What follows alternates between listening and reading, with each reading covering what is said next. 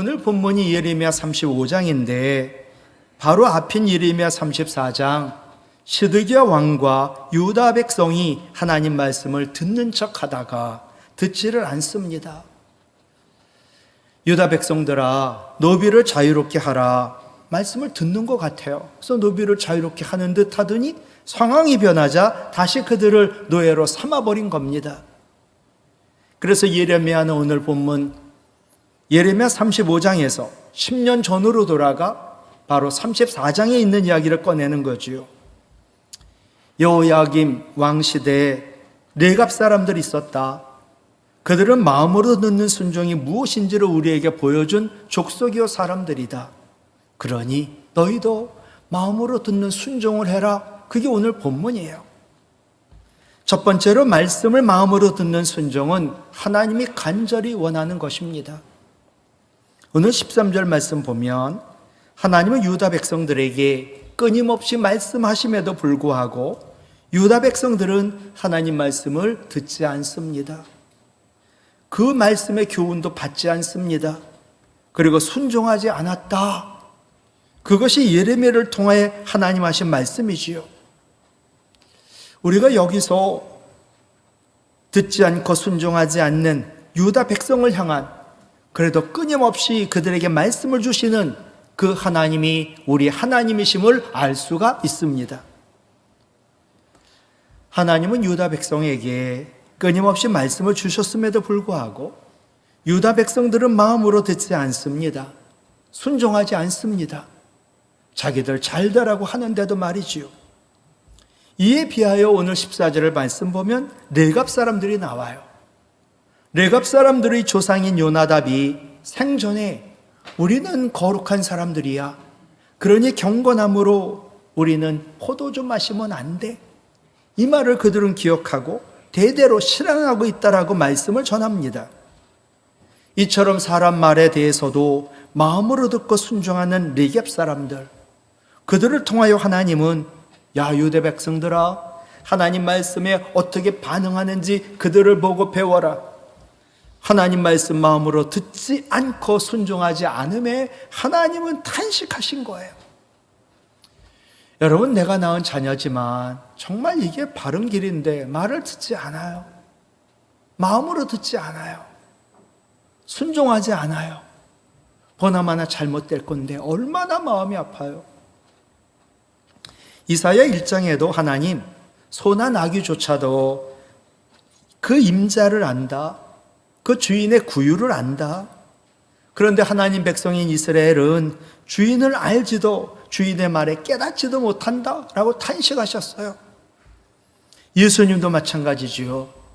죄 많은 예루살렘의 패역함을 보시고 선지자들을 죽이고 내가 파송한 자들을 돌로 치는 자라고 책망하시며 마치 어미닭이 그 새끼를 날개 아래 품은같이 모음같이 예루살렘 거민들, 이스라엘 백성들을 자신의 품에 품으려고 하지만 그들은 원치 아니하였다라고 예수님 탄식하셨습니다.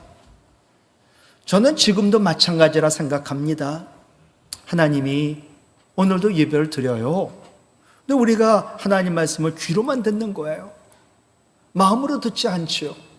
그러니 예배 드리고 나면 그 말씀에 순종하지 않지요. 얼마나 탄식하실까? 우리 하나님은 오늘도 하나님 말씀을 마음으로 듣고 순종하기를 간절히 원하세요. 이유는 하나지요. 우리를 잘되게 하시려고. 하나님 백성인 우리를 향한 하나님 아버지의 마음은 이루다 말할 수 없을 정도로 늘 간절하세요. 이게 사랑이지요. 계속 반복되는 말씀이 14절 15절이거든요. 내가 너희에게 말하고 끊임없이 말해도 너희는 내게 순종하지 아니하는도다. 내가 내 종 모든 선지자를 너희에게 보내어 끊임없이 보내며 내가 말했거든. 말씀을 마음으로 듣고 순종해. 그게 너희가 살 길이야. 그리고 그것이 너희가 형통한 길이야. 그것이 너희가 구원받는 길이야. 그것이 너희에게 영생을 얻는 길이야. 이 말씀은 유다 백성이 하나님 말씀을 마음으로 듣지 않고 순종하지 아니하였음을 의미하는 말씀인데 또한 하나님께서는 하나님의 백성들의 마음으로 듣지 않지요, 순종하지 않지요, 그 마음을 돌이키려고 하시는 간절함의 말씀이거든요. 이유는 하나입니다. 하나님이 택하시고 하나님이 사랑하는 하나님 백성이니까. 우리도 마찬가지예요. 일주일 동안도 하나님 말씀 마음으로 듣지 않고 순종하지 않았어요. 그래도 하나님 우리를 부르셨어요. 오늘도 말씀을 마음으로 들어라. 그리고 일주일 동안 또 순종해라. 아니, 한평생 순종해라. 그게 바로 네가 잘 되는 길이요, 잘 사는 길이요, 구원의 길이요, 영생의 길이요, 형통의 길이니까. 우리가 아프거나 힘들면 주님을 간절히 찾아요. 근데 우리의 간절함보다도 하나님 아버지의 간절함이 더 크신 줄로 믿습니다. 우리를 향한 하나님의 마음은 이루 말할 수 없을 정도로 간절하세요.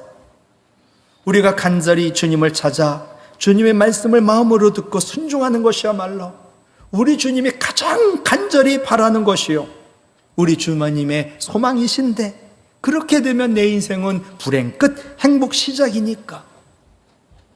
다윗은 그가 믿는 하나님에 대하여 시편 27편 10절에서 내 부모는 나를 버렸으나, 같이 읽을까요?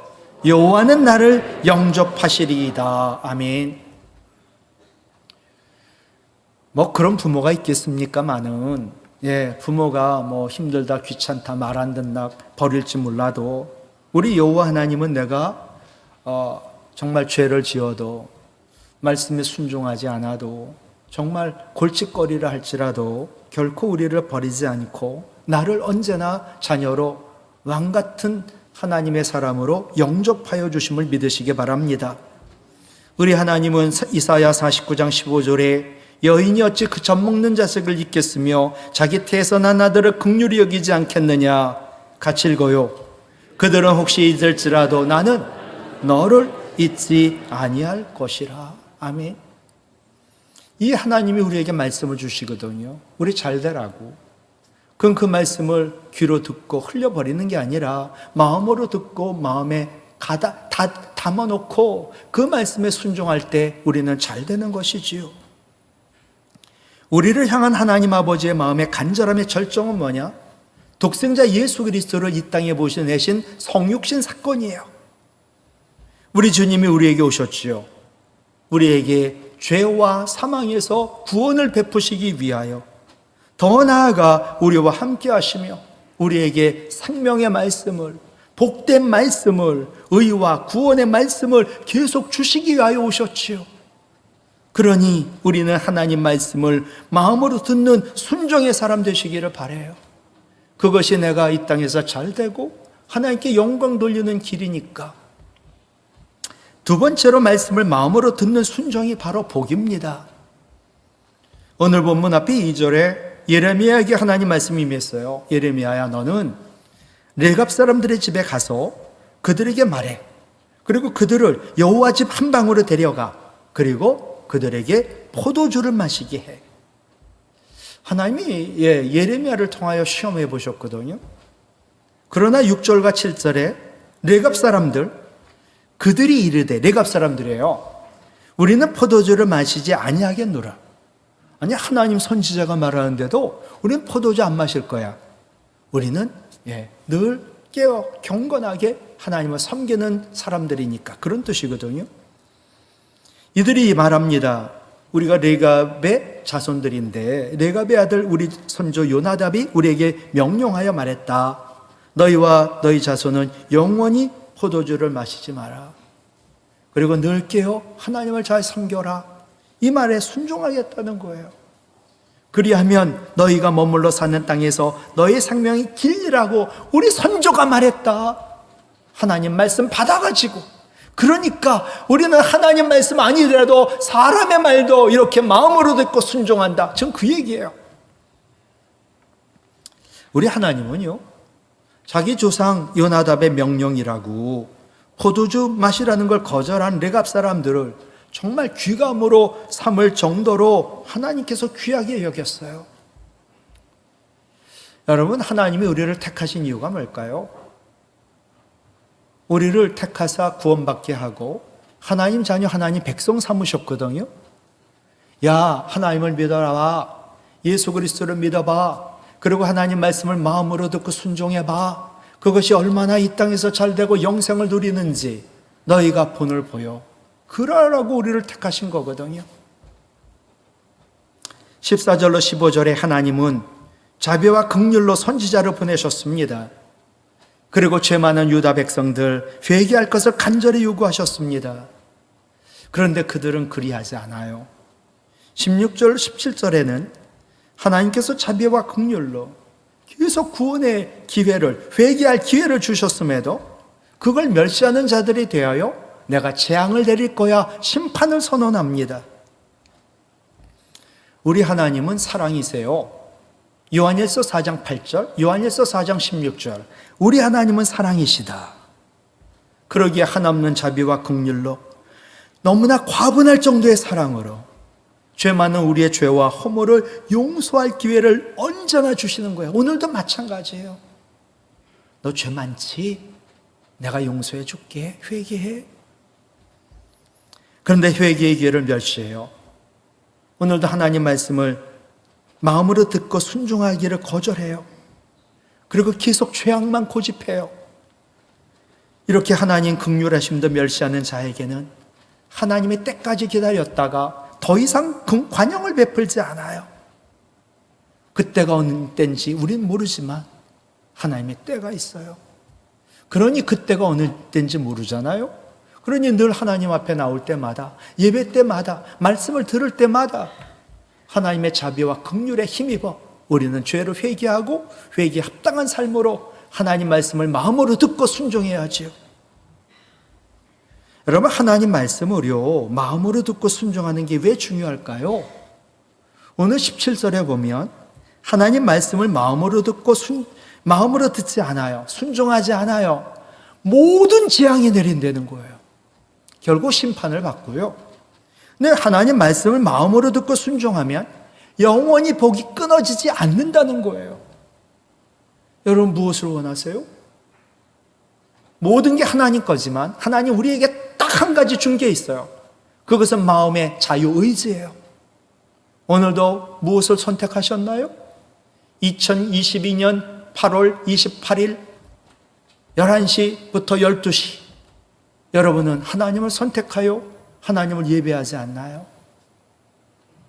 오늘부터라도 하나님 말씀 마음으로 듣고 순종하기를 택하시는 하나님의 사람 되시기를 간절히 바랍니다. 여러분, 사이비 종교에 빠진 사람들, 그 교주를 신처럼 여기고 신봉하는 자들, 그들의 특징이 뭔지 알아요? 무조건적인 순종이에요. 완전히 맹신이라 말하죠. 내가 지금 어느 사이비 종교에 빠졌어요. 이 교주를 말에 순종하는데 근거도 이유도 없어요. 그런데 맹목적으로 순종해요. 이게 사이비 종교에 빠진 자들의 특징이거든요. 근데 우리는 사이비 종교에 빠지지 않았어요. 예수 그리스도를 믿는 우리의 순종에는 분명한 근거와 분명히 순종할 수 있는 이유가 있어요. 우리가 순종의 근거는요, 정말 태어나실 때부터 십자가 지시고 하늘나라 올라갈 때까지 전생애를 통하여 순종하신 예수 그리스도의 순종이 우리 순종의 근거예요. 예수님 하나님의 뜻 말씀 따라 성육신 하셨지요. 자기를 낮추는 순종과 죽기까지 복종하는 순종으로 십자가에 우리를 위하여 죽으심으로 우리를 구원하셨지요. 예수님의 순종을 두 가지로 말해요, 신학적으로. 예수님의 능독종 순종은 행하시는 순종이에요. 내가 스스로 행하며 순종하셨지요. 예수님의 수동적 순종은 당하신 순종이에요. 예수님은 본인이 주체가 되어 행하시는 순종과 또 정말 사탄 마귀가 원했던 대로 그들에게 당하시는 순종을 통하여 고난받으시고 죽음을 당하시며 우리를 구원하셨지요. 제가 목회하면서 제일 힘들다가 설교 준비고요. 설교하는 게 제일 힘들어요. 근데 이보다 더 힘든 게 뭐냐 하면 하나님 말씀을 내가 전했지만 그러니까 전한 거에 불과한 거죠. 이 하나님 말씀을 내가 마음으로 듣고 그리고 순종하는 건 더더욱 힘들어요. 하나님 말씀을 마음으로 듣고 순종하는 것보다 어렵고 힘든 일 없어요. 왜 그럴까? 이유는 하나예요. 우리에게 죄의 본성이 아직도 있기 때문에. 그런데 성경은 계속해서 하나님 말씀을 마음으로 들어, 그리고 범사에 순종해, 그걸 우리에게 말씀하고 있거든요.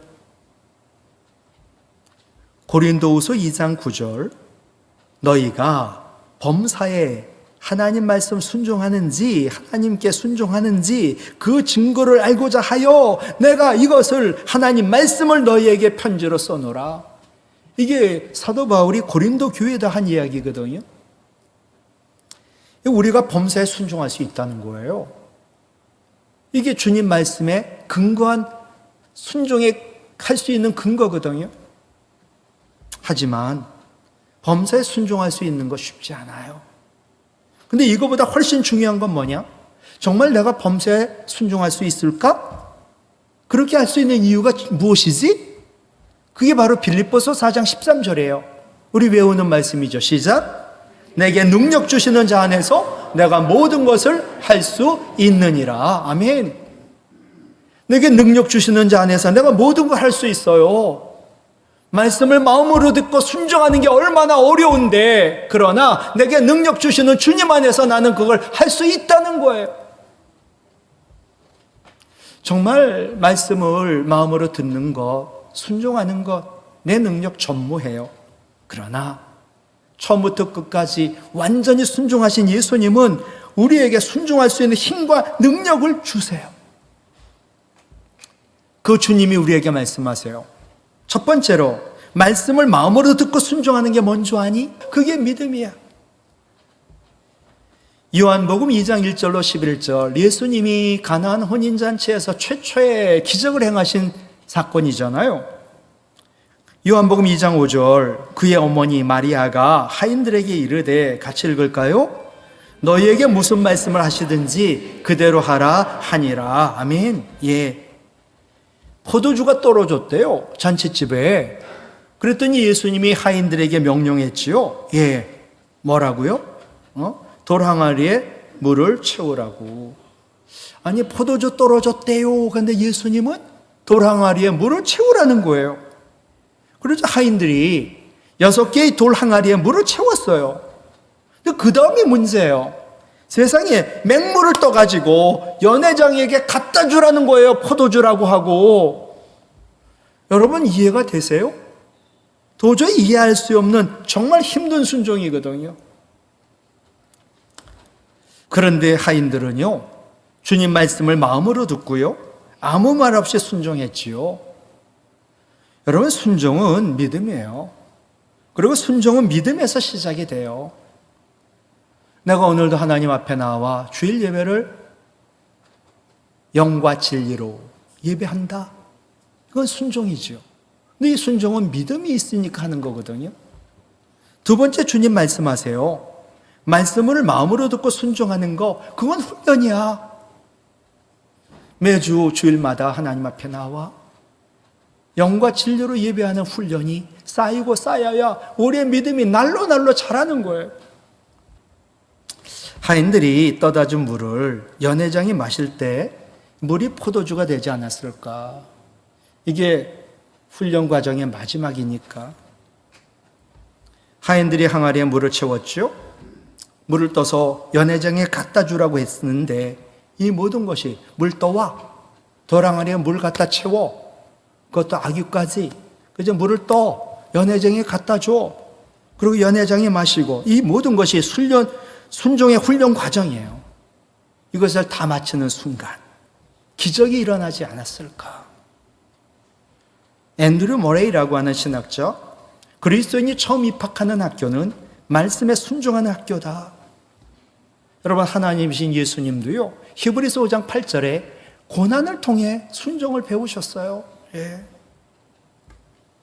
예수님이 하인들에게 항아리에 물을 채워 그리고 그것을 떠서 연회장에게 갖다 줘 하신 것, 순종을 훈련시킨 거죠.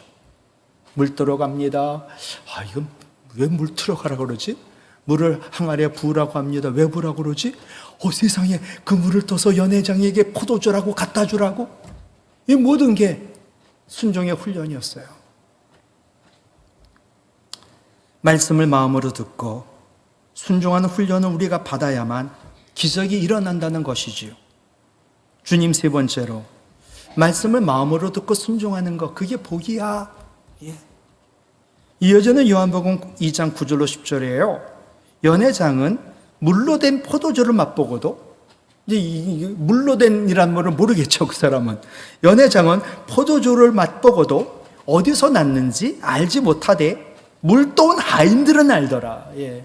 그러니까 기적을 모르는 거예요, 연회장은. 근데 말씀을 마음으로 듣고 순종한 하인들만 아는 거죠, 기적이. 연회장이 신랑을 불렀죠. 신랑이가 말했죠. 사람마다 잔치하면 먼저 좋은 포도주 낸다고. 그래서 완전히 취해야. 그 다음에 나쁜 건 해도 뭐 별로 이게 나쁜 건지 좋은 건지 구분 못 하잖아요. 그죠? 예. 그런데 어떻게 그대는 지금까지 좋은 포도주를 두었냐? 이상하다. 예. 여러분, 물을 포도주로 만든 기적도 놀랍지요. 근데 우리 예수님은요, 예, 기적을 행하듯 최고급 명품 포도주를 만드세요. 우리 예수님은 기적의 주체이시고 주인이신데, 예, 그것도 완전한 우리 주님이시라는 거예요. 케임브리지 대학에 이런 시험이 실제로 있었답니다. 종교학과에. 예수님이 물을 포도주로 바꾼 사건에 대하여 종교적 의미를 서술하시오. 한번 시험 보실래요? 예. 예수님이 물을 포도주로 바꾼 사건에 대한 종교적 의미를 서술하십시오. 그 중에 명품 대답. 예. 물이 한 줄밖에 안 썼는데 최고의 학점을 받았대요. 물이 주인을 만나니 얼굴이 붉어졌더라. 예. 부끄러워가지고. 이게 천재 시인 바이런의 대답이거든요.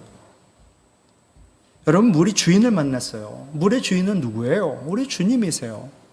그러니 이 물이 빨개져 갖고 포도주로 변한 거예요. 오늘도 우리 주인, 만물의 주인이시고 기적의 주체가 되시는 예수님, 오늘도 만났지요. 우리 주님 만나고 나니까 얼굴이 빨개졌어요. 예. 부끄럽죠. 죄를 많이 지었으니까. 그 죄인인 내가 죄사함 받고 이제는 능력 있는 그리스도인으로 하나님 말씀에 마음으로 듣고 순종하는 사람이 된다. 이건 기적이지요. 기적의 수혜자들이 너무 많아요.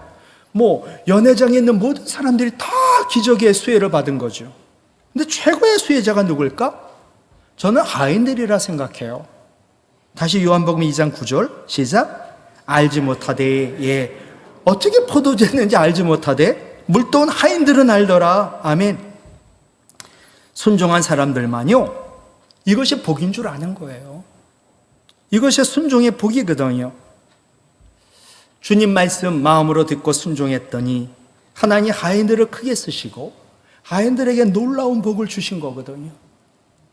말씀을 마칠게요. 여러분, 재앙 같은 어려움이 있나요? 고난과 고통이 있나요? 질병과 아픔이 있나요? 하나님 말씀하세요. 네가 말씀을 마음으로 듣니? 네가 그 말씀을 순종하니? 그게 믿음이야. 근데 그건 훈련이야. 그건 복이야. 그러니 네 문제 해결하는 방법 하나야. 하나님 말씀 마음으로 들어. 그리고 순종해. 주님의 능력에 힘입어. 하나님 말씀을 마음으로 듣는, 그래서 순종의 기적이 우리 삶 가운데 항상 나타나 하나님께 영광을 돌리시기를 주님의 이름으로 부탁을 드립니다.